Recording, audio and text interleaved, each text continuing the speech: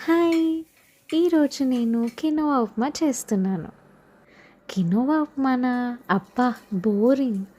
అసలు టేస్టే ఉండదు. ఎలా తింటారో? ఇలా అనుకునే వాళ్ళందరూ ఇదొకసారి ట్రై చేయాలి. ఎందుకంటే యమ్మీగా ఉంటుంది. సో, నేను దీంట్లో మసాలా దినుసులు వేసుకున్నాను.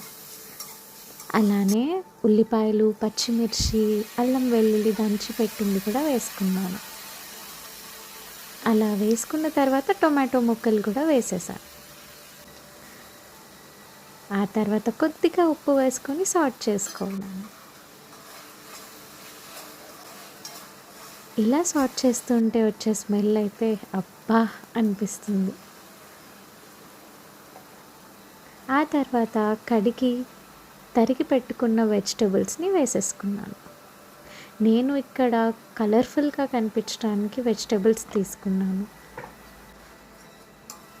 అసలు వెజిటబుల్స్ ఎందులో ఎన్ని వేసినా కూడా తక్కువగానే అనిపిస్తుంది నాకైతే ఈ మధ్య. అలా కొద్దిగా వేగిన తర్వాత దాంట్లోనే పసుపు, కారం కూడా యాడ్ చేసుకున్నాను.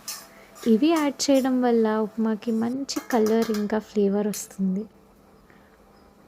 ఆ తర్వాత మనకి కినోవా. సో, ఇక్కడైతే నేను సోక్ చేసి పెట్టుకున్న కినోవా వేసుకున్నాను. 2 గ్లాసెస్ ఆఫ్ కినోవా తీసుకుంటున్నా.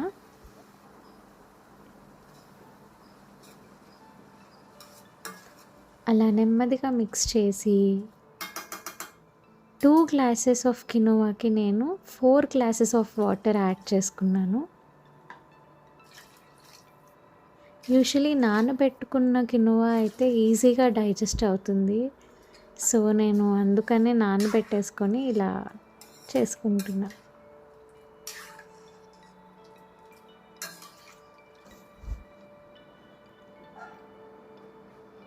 అంతే.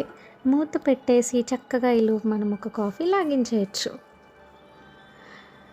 మూత తెరిచి చూసిన తర్వాత మనకి బాయిల్ అవుతున్న కినోవా మంచి స్మెల్ వస్తూ ఉంటుంది.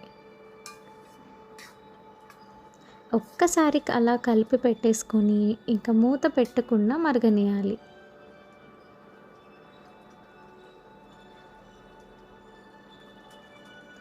నేను ఎక్స్ట్రా ప్రోటీన్ కోసం బాయిల్ చేసిన చోలే యాడ్ చేశాను. మా పాపకి ఈ మధ్య చోలే బాగా నచ్చుతుందన్నమాట. సో, మంచిదే కదా అని కొంచెం ఇంక్లూడ్ చేస్తూ ఉన్నాను. మీకు ప్రోటీన్ కావాలనుకుంటే దీని బదులు గ్రేట్ చేసిన పన్నీర్ కానీ, ఫ్రై చేసి పెట్టుకున్న టెంపే కూడా వేసుకోవచ్చు.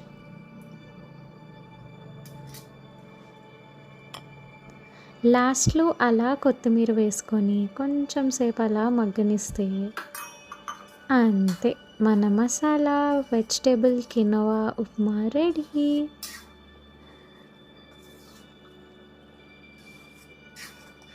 వేడివేడిగా, కమ్మగా, హాయిగా చాలా బాగుంటుంది.